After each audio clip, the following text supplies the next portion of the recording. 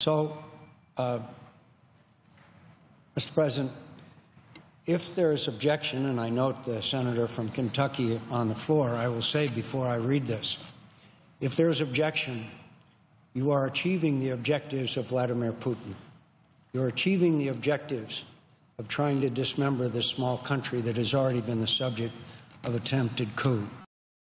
I have no idea why anyone would object to this, except that I will say, if they object, they are now carrying out the desires and ambitions of Vladimir Putin, and I do not say that lightly.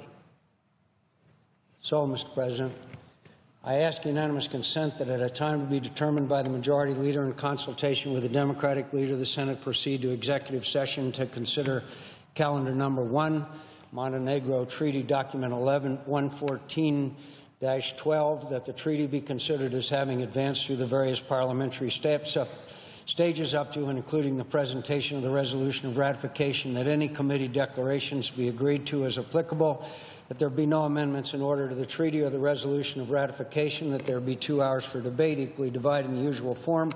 Upon the use of yielding back of time, the Senate proceed to vote on the resolution, that any statements be printed in the record as if read, that if the resolution of ratification is agreed to, the motion to reconsider be considered made and laid upon the table, that the President be immediately notified of the Senate's action, that if the resolution is not agreed to, the treaty will be returned to the calendar, and that there be no motions or point of order in order, then a motion to reconsider, and then the Senate then resume legislative session.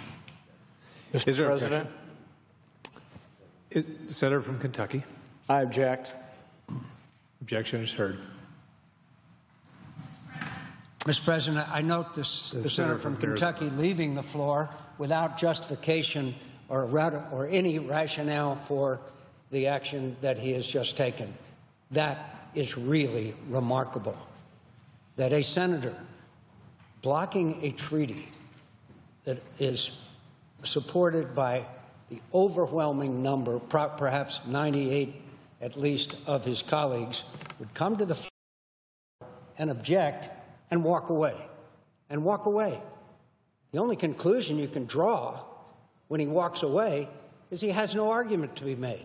He has no justification for his objection to having a small nation be part of NATO that is under assault from the Russians. So I repeat again, the senator from Kentucky is now working for Vladimir Putin.